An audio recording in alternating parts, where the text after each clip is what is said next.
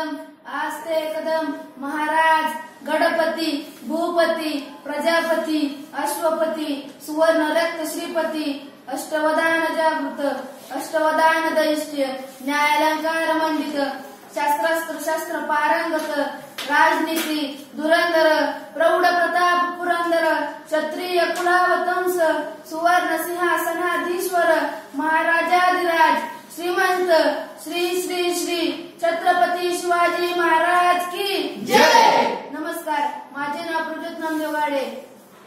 जिजाऊंच्या गळ्यातील माळ म्हणजे महाराष्ट्र, सईच्या कुंकवाने भरलेलं कपाळ म्हणजे महाराष्ट्र, जगद्गुरु तुकोबा यांच्या गळ्यातील टाळ म्हणजे महाराष्ट्र, क्रांतीज्योती सावित्रीबाई फुले यांच्या शिक्षणाचा आभाळ म्हणजे महाराष्ट्र आणि तुमचा आमचं प्राण म्हणजे महाराष्ट्र। या महाराष्ट्राच्या मातीमध्ये आपला जन्म झाला। खरं तर ज्या मातीने आपल्याला वाघासारखं जगायला शिकवलं त्याच मातीमध्ये स्वराज्याचा छावा जन्मला।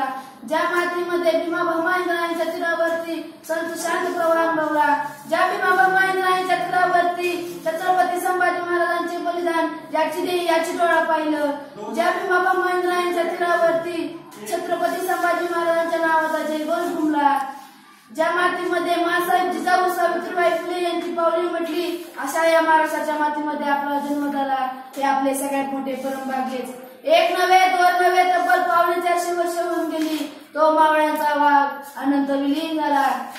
माणसाचे स्मारक मेल्यानंतर जरूर बांधतात, पण माझ्या राजाचं स्मारक कर्नाटकामध्ये मल्लम देसाई यांनी मारुतीच्या मंदिरात दुसरे स्मारक बांधण्यात आले।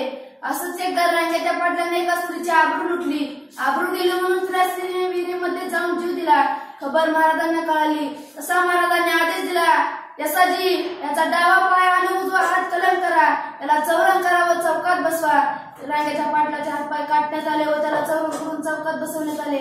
महाराज आऊसाहेबांकडे बघत म्हणतात की आऊसाहेब दिलेली शिक्षा योग्य तर की नाही? आऊसाहेब महाराजांकडे बघत म्हणतात, अहो राज, याचं पापक इतकं मोठं आहे की तुम्ही याला मृत्यूदंड द्यायला हवा होता आणि याला चौरंग करून चौकात कशासाठी बसवला?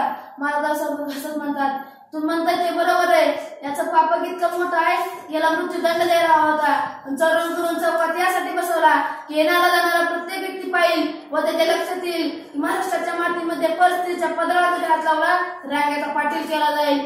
अरे ताईनो, भगव्याची रक्षिणी तू स्वराज्याची तू मेख आहे, भगव्याची रक्षिणी तू स्वराज्याची तू मेख आहे, दुबळी समजू नको स्वतःला, तुझी जाऊनची लेख आहे, तुझी जाऊनची लेख आहे।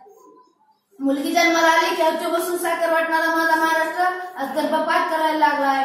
मला सांगा दादांनो, कशी उमलतील फुले अशा काळ्या तोडल्यावर, कशी उमलतील फुले अशा काळ्या तोडल्यावर, सांगा कसा लागेल जीवा अशा पांत्या पडल्यावर, सांगा कसा लागेल जीवा अशा पांत्या पडल्यावर, सांगा कशी घडेल जाऊ गर्भातच मुली मारल्यावर, गर्भातच मुली मारल्यावर। वाईट वाटतं राजे हे सगळं ऐकल्यावर, आया बहिणी इथं कोणीच सुरक्षित राहिलं नाही।